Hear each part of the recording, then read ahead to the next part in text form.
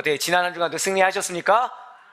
네, 저는 여러분들이 지난 한 주간도 주의 은혜 가운데, 주의 보호하신 가운데 승리하셨을 것이라고 저는 굳건히 믿고 있습니다.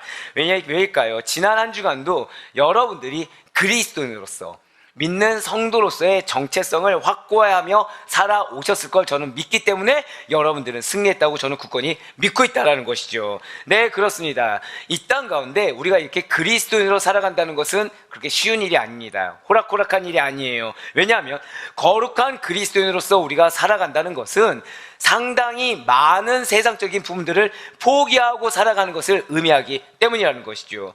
그렇기 때문에 이 자리 가운데까지 나아오신 우리 성도님들의 결단과 믿음을 주님께서 기뻐 받으심을 여러분들 반드시 먼저 믿으시길 바라겠습니다. 예, 이렇게 믿는 자들만 포기하는 영역이 있어서 주님이 기뻐하시는 것은 결코 아닙니다. 이 어떤 포기하는 영역이라는 것은 세상에 속한 자들 가운데서도 존재한다는 거예요. 사랑하는 여러분들, 혹시 M4 세대란 말을 들어보신 적이 있으십니까? 아니면 3포 세대는 어떻게 들어보신 적이 있나요? 불과 십수년 전만 해도 연애, 결혼, 출산을 포기하는 세대다라고 해서 3포 세대라는 말이 나왔습니다. 그런데 그것이 시간이 지나고 세월이 지나다 보니까 5포 세대, 7포 세대까지 나오게 되고, 여기서 포기해야 되는 것이 늘어나는 세대라는 말이 추가적으로 계속 생겨나다가 최근에는 연애, 결혼, 출산, 내 집 마련, 인간관계, 꿈, 희망까지 포기하는 7포 세대 플러스 알파까지 존재하게 됐다는 것이죠. 즉 포기해야 하는 이 특정 숫자가 어느 순간 이제 더 이상 정해지지 않고 그냥 여러 가지를 포기하는 세대다라는 용어가, 그래서 M4 세대다라는 말이 나오게 됐다는 거예요. 물론 현 세대가 그렇게 무언가를 꿈꿀 수도 없고 무언가를 이룰 수도 없는 세대가 된 것은 맞습니다. 하지만 그 자체가 멸망이다라는 것은 아니라는 거예요.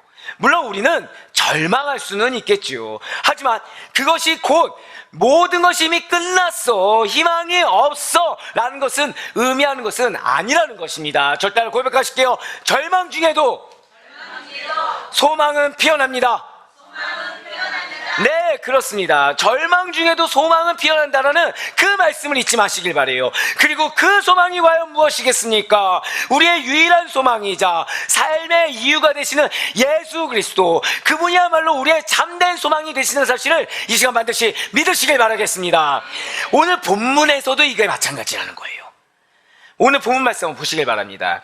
내 영혼아, 내가 어찌하여 낙심하며 어찌하여 내 속에서 불안해하는가? 너는 하나님께 소망을 두라. 그가 나타나 도우심으로 말미암아 내가 여전히 찬송하리로다. 아멘. 지금 시인은 상황이 낙관적이지 않습니다. 지금 시인은 너무나도 좋은 상황이 아니에요. 굉장히 절망적인 상황입니다. 비관적인 상황이에요. 그러다 보니 시인은 너무나도 낙심해 있다는 것이죠. 하지만 그 낙심하는 가운데 소망을 발견했다는 것입니다. 그리고 극복했어요. 아니, 어떻게 절망 가운데 있는데 이렇게 극복할 수가 있단 말입니까? 어떻게 절망 가운데 있는데 소망이라는 것을 발견할 수가 있단 말입니까? 절망 중에도 내가 막 믿음이 좋아서 무언가를 알아서가 아니라 절망 중에도 붙잡을 분이 하나님밖에 없어서 하나님만을 붙잡고 하나님만을 갈망했는데 거기에서 소망을 발견하고 이것을 극복할 수가 있었다는 것이죠. 한번 오늘 본 말씀 상반절만 한번 다시 한번 보시길 바래요. 내 영혼아, 내가 어찌하여 낙심하며 어찌하여 내 속에서 불안해하는가? 너는 어디에 소망을 두라고요? 하나님께 소망을 두라라고 나와 있습니다. 바로 이거예요.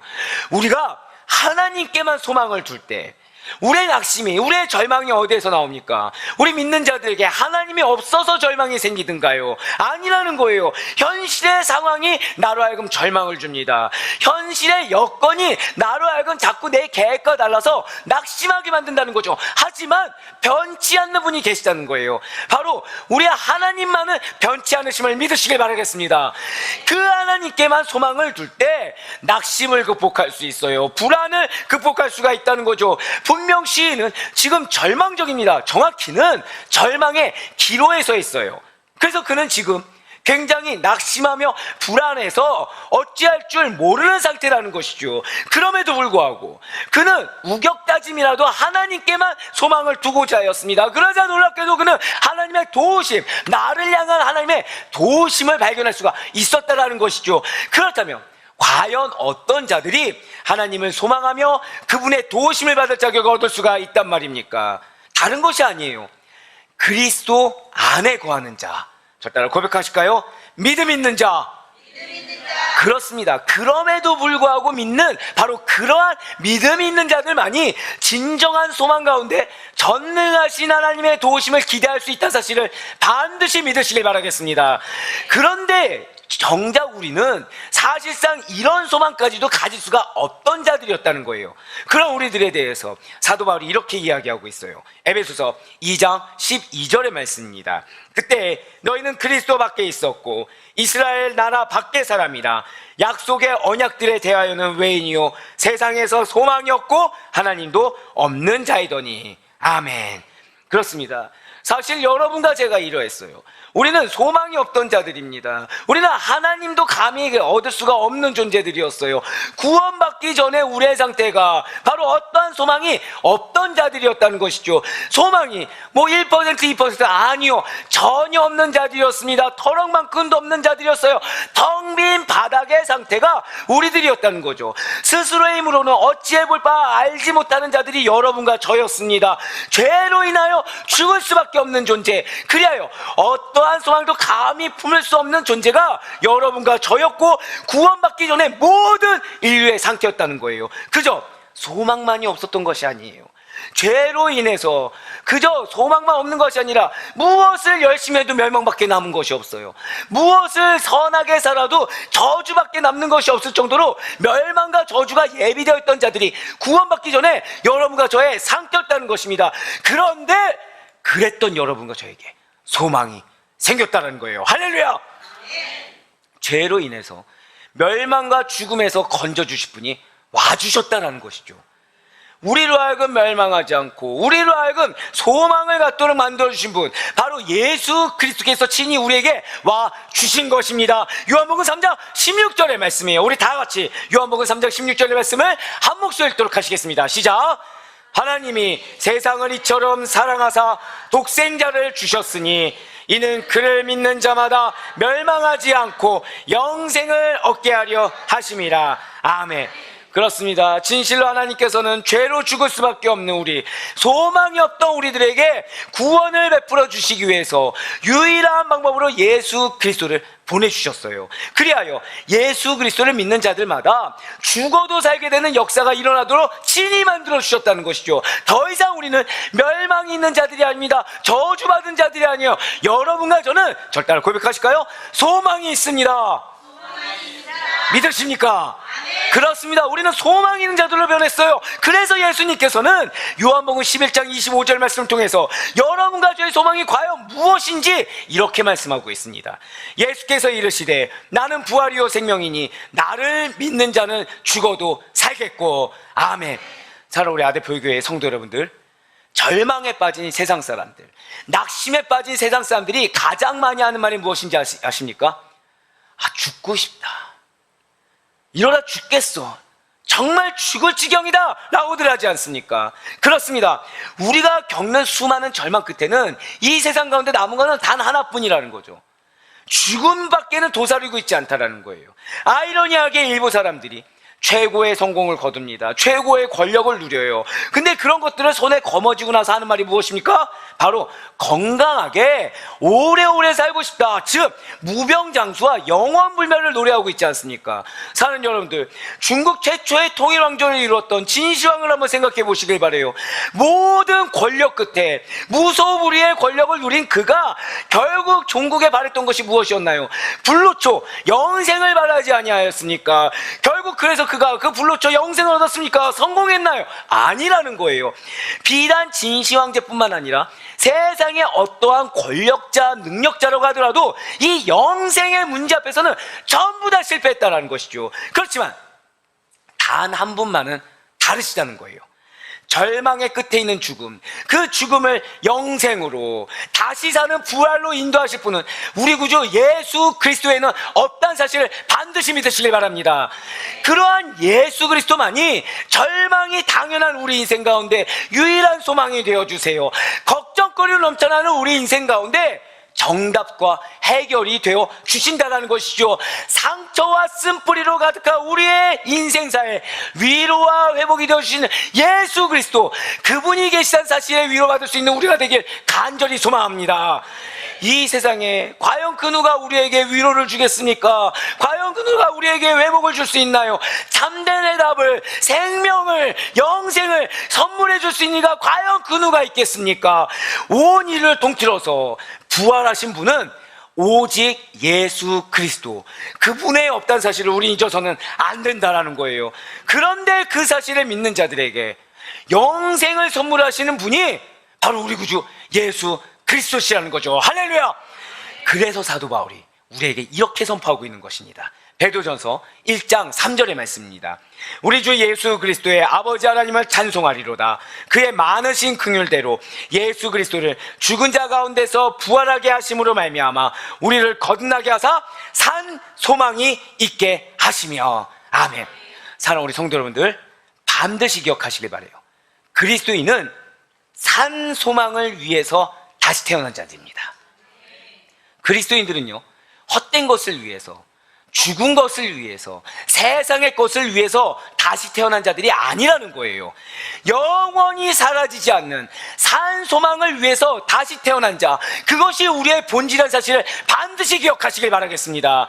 진실로 그렇기 때문에 여러분과 제가 가진 소망이라는 것은 썩어 없어질 유한한 것, 썩어 없어질 헛된 것이 결코 아니라는 거예요. 영원한 것입니다. 꼭 이루어질 산 소망이라는 거예요. 이 소망은 예수님을 믿지 않는 세상의 많은 사람들이 갖고 있는 일반적인 소원, 바람, 꿈과 같은 것들이 아니라는 것이죠. 세상 사람들이 일반적으로 말하는 소망이라는 것은 이루어진 것 같지만 헛됐습니다. 또 다른 불만족을 자꾸 불러일으켜요. 결국에는 멸망의 길에서, 그 멸망의 메비우스의 띠에서 벗어날 수 없게 만드는 죽은 소망에 불과하다는 것이죠. 그렇지만 여러분과 저는 그리스도 안에 서 있는 자로서 죽은 소망을 붙드는 자들이 아니라는 거예요. 세상의 삶의 윤택함이나 성공, 자신의 욕구 충족만을 바라는 그러한 죽은 소망을 붙들고 바라는 자들이 아니라는 것이죠. 왜이겠습니까? 한번 오늘 본문 10편 40편 5절의 후반절을 한번 보시길 바랍니다. 그가 나타나 도우심으로 말미암아 내가 여전히 찬송하리로다. 아멘. 많은 세상 사람들이 꿈과 목표를 향해 나아갑니다. 열심히 살아요. 정말로 열심히 삽니다. 근데 중요한 것은 대다수가 좌절합니다. 대다수가 포기해요. 대다수가 실망합니다. 그래서 타협해서 내 목표치를 낮추든가 아니면 아예 포기하든가, 그러다 결국엔 중도하차든가 이루지 못한 사실에 비관하든가, 거기서 더 나아가면 안타깝게도 생을 달리하는 안타까운 선택을 하는 자들도 존재하기 시작한다는 거죠. 그들은 백방팔방으로 다니면서 돈까지도 구해봅니다. 제발 한 번만 살려주세요. 제발 나에게 기회를 주세요. 이번 기회만 잘 넘어가게 나 좀 도와주세요. 나름 자기가 알고 있는 세상의 유력자들에게 도움을 요청합니다. 하지만 문제는 세상의 유력자로 보였던 사람들조차도 다 다급한 거예요. 자신도 여유가 없는 겁니다. 자신도 급한 거예요. 나도 급한데 누가 누구를 도움을 줄 수 있겠습니까?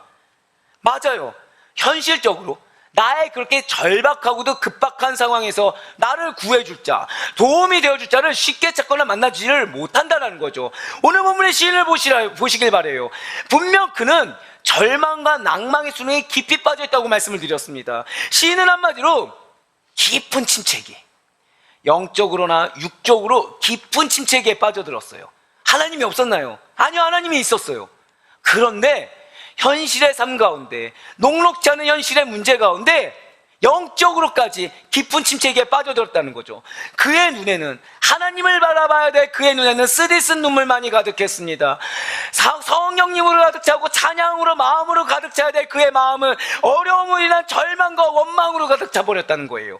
그의 어려운 현실로 인한 이런 낙심으로 인해서 그는 깊은 영적 침체에 빠져들었다는 거죠. 하나님의 자리 대신에 다른 것들이 차지해버렸다는 거예요. 그렇다면 이렇게 시인이 경험하고 있고 우리가 경험할 수 있는 영적 침체, 이것은 과연 어떻게 찾아오게 되는 것입니까? 크게 두 가지 이유를 들 수가 있어요.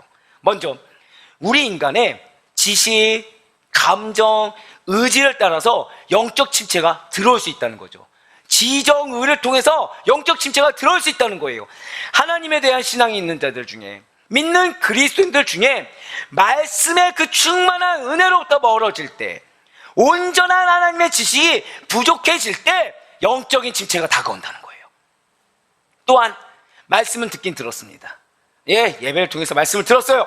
근데 그렇게 받은 말씀을 그대로 실천해서 말씀을 따라 살아야겠다는 의지가 없을 때, 그러한 결단이 없을 때 말씀은 공허한 울림으로 들리게 돼요. 그냥 사라지게 됩니다. 그러니 당연히 말씀에 있는 능력, 말씀에 들어있는 그 생명력이라는 것을 경험하기 어렵기 때문에 영적 침체를 맞이하게 된다는 거예요. 말씀의 풍성한 가운데, 은혜 가운데 들어가지 못해도 맞이합니다. 설령 그런 말씀의 풍성함이 있어도 내가 의지가 없다면, 내가 결단이 없다면 우린 영적 침체를 맞이할 수가 있다는 거죠. 아무리 진리로 무장하고 아무리 결단의 의지를 다지면서 이 말씀을 행동으로 실천하는 자들이라고 하더라도 또 하나, 이 감정은 또 그러한 지식과 의지에 다르다는 거예요. 그러다 보니 감정을 통해서 속수무책으로 영적 침체를 부추기며 거세게 공격을 받곤 합니다. 이러한 감정은 매우 변덕스러워요. 이러한 감정은 굉장히 급박합니다. 그렇기 때문에 이 감정의 공격이 오게 되면 불안감이 들어와요. 공포가 들어옵니다. 염려가 들어와요. 의심이 들어와요. 걱정이 들어옵니다. 그래서 우리 영혼이 깊이 스며들어서 우리로 하여금 종국에는 침체되도록 공격한다는 거죠. 그 시작은 달처럼 분노가 일어날 수도 있습니다. 굉장히 뭔가 활화상 같을 수 있어요. 하지만 종국에 어떻게 이끈다고요? 침체되도록 만든다는 거예요. 그렇습니다. 영적 침체는 인간 지식과 의지의 부재, 그리고 감정을 통해서 오게 돼요. 그리고 또 하나는 하나님의 개입에 의해서 영적 침체가 찾아오기도 한다는 거예요. 진실로 하나님께서는 당신 자녀들의 죄악을, 회개하지 않는 죄악을 시정과 징계하심으로 말미암아 잠시 영적 침체를 경험하기도 하신다는 거죠. 아브라함을 생각해 보시길 바랍니다. 하나님이 말씀을 주셨어요. 그런데 그 말씀을 자기 인간적인 생각과 조급함으로 인해서 사라를 통해 낳을 때를 기다리지 못하고 하가를 통해 자식을 낳음으로 말미암아 무려 13년간의 공백기가 있지 않았습니까? 13년간의 영적 침체기를 주셨다는 거예요. 그 다음에 할례 언약을 제시했을 때 아브라함은 토를 달지 않았습니다. 즉시로 아멘으로 화답했다는 거죠. 마찬가지입니다. 하나님께서는 그렇게 우리의 죄악을 당신의 징계하심으로 말미암아 잠깐 영적 침체기를 경험하게 하신다는 거예요. 하지만 우리가 다시 하나님께로 되돌아갔을 때, 그 죄악을 인정하고 회개했을 때 회복과 부흥을 경험하게 하신 하나님이신 줄 믿으시길 바라겠습니다. 혹시 지금 사랑하는 여러분들 절망의 기로 가운데 서 있으십니까? 낙심하여 마음에 분노가 가득 차 계시나요? 아니면 아예 그러한 마음조차 느껴지지 않고 메말라 있다 보니까, 무미건조해 있다 보니까 그냥 목적도 없이 그런 무미건조한 일생을 보내고 계십니까? 그렇다면 바로 지금 현재 그 위치에서 여러분들은 과연 무엇을 하시겠습니까? 우리가 소망이 없을 때, 절망 중에 있을 때, 낙심하고 있을 때, 그 상황과 환경에서 유일한 도우심이 될 하나님, 그분을 인정하지 않고 그분을 어떻게든 우격다짐이라도 잡아보려고 노력하지 않는다고 한다면 여러분과 저에게는 더 이상 소망이 없다는 사실을 잊지 마시길 바라요. 어떠한 상황 가운데서도 우리가 할 수 있는 가장 현명한 방법은 알아서가 아닙니다. 되어서가 아니에요. 해야 돼서 해야 하는 것입니다. 할 수 있어서 하는 것이 아니라 해야만 되기 때문에 해야 된다는 거예요. 그렇습니다. 그러한 하나님만이 우리의 유일한 도우심입니다. 진실로 하나님께서는 당신만을 믿고 당신만을 의탁하며 당신을 사랑하는 자들의 가장 완벽한 도움이 되시는 분이라는 거예요. 이 세상에서 어떠한 위험과 어떠한 위협도 당신의 사랑하는 백성을 감히 해치지 못하도록 그분의 도우심은 완전 무결하다는 사실을 의심치 않고 믿을 수 있는 여러분과 제가 되길 간절히 소망합니다. 이러한 주님의 도우심의 영역이 과연 무엇이겠습니까? 그러한 우리 주님의 도우심의 영역이라는 것은 악으로부터예요, 유혹으로부터입니다, 온갖 시험으로부터예요, 환난으로부터이며 위험과 원수들로부터이자 재앙으로부터 그 모든 영역이 된다는 것이죠. 어떠한 악으로부터 괴롭힘을 당하는 여러분과 저를 도와주십니다. 아무리 큰 유혹이 있다고 하더라도, 아무리 큰 시험과 환난이 있다고 하더라도 부르짖는 우리의 간구에 일일이 응답과 도우심을 주시는 분이세요. 수많은 대적자들로 알고 우겨쌈을 당하여서 우리가 어떠한 여유는커녕 살아갈 숨통조차 못 느낀다고 하더라도 반드시 구원하시사 도와주시는 하나님이 우리의 하나님이신 줄 믿으시길 바라겠습니다. 그렇습니다. 진실로 믿는 자들은 전지전능하신 하나님의 능력으로 말미암아 그 어떠한 세상적이고도 그 어떠한 영적인 공격으로부터 반드시 보호하심을 얻고 반드시 도움을 받게 된다는 사실을 믿으시길 바라겠습니다. 여러분과 저는 언제까지요? 천국 기업을 얻을 때까지 하나님께서 낮이나 밤이나 언제까지나 도와주실 것을 믿으시길 바라요. 그래서 우리에게는 산소망이 있는 것입니다. 그 하나님 덕분에 산소망이 있는 거예요. 가장 완벽하고도 실제적이며 영원한 도우심을 주신 하나님께서 함께 하시사 우리를 끝까지 보호하시고 저 전선까지 인도해 주시는 그 소망이 우리의 산소망이 되는 것입니다. 그래서 우리의 소망은 죽은 소망이 아니라는 거예요. 진실로 여러분과 저는 산소망이 있는 그리스도인, 그 본질을 놓치지 않을 수 있는 우리가 되기 간절히 소망합니다. 그렇다면 이렇게 산소망이 있는 우리들은 이 땅에서의 삶을 과연 어떠한 자세로 살아가야 하는 것입니까? 그리스도인의 소망이 오직 하나님께만 있고 궁극적으로 구원의 완성, 즉 하나님 나라의 소망이라는 것을 바르게 인식하는 자들은 영혼의 회복을 위해서, 구원을 이루기 위해서 선한 믿음의 싸움을 담대히 감내한다는 거죠. 구원, 영혼의 회복을 위해서 무엇을 한다고요? 선한 믿음의 싸움, 이것을 감내한다는 거예요.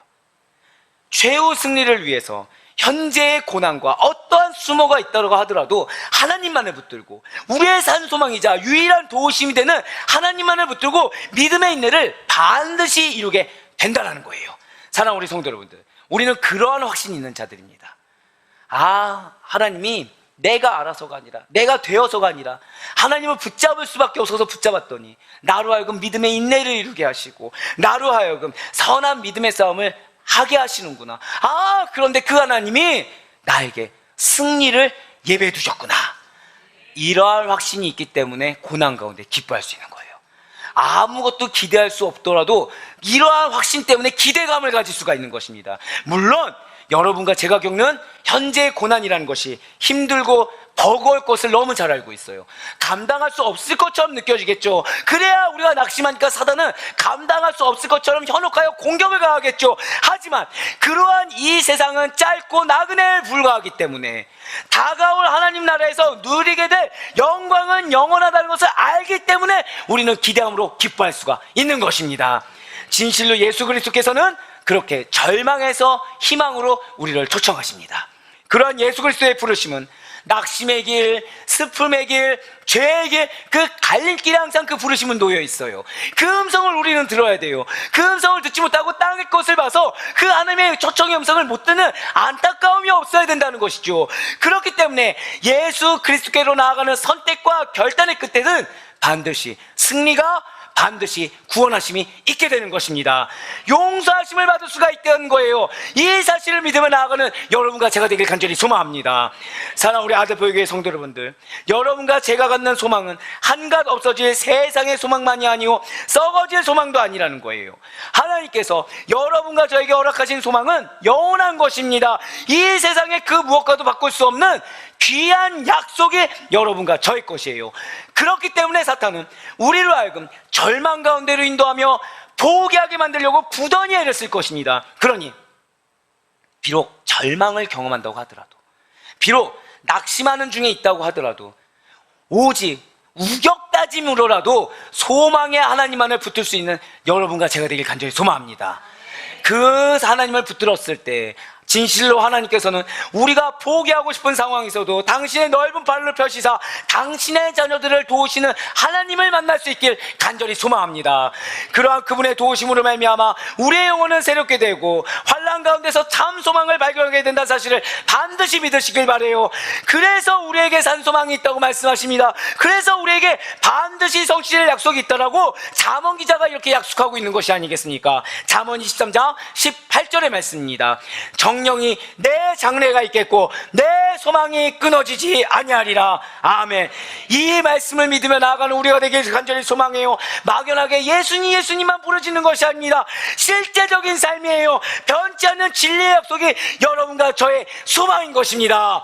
그러니 바로 얻거나 얻기는 어떠한 절망적인 환경 가운데서도 역전의 승리를 주시는 하나님, 죽음의 절망에서 부활의 소망을 주시는 하나님, 포기하고 인생을 회복시켜 주시고 그로 말미암아 소망이 끊어지지 않도록 여러분과 저를 도우시는 하나님을 제발 만나시고 그 하나님을 간절하게 붙드시는 가운데 놀랍게 역사하시는 하나님의 계획과 그분의 응답하심을 충만히 경험하며 나아갈 수 있는 우리 사랑하는 모든 성도님들의 한 주간의 삶이 될 수 있기를 주님의 이름으로 간절히 축원합니다.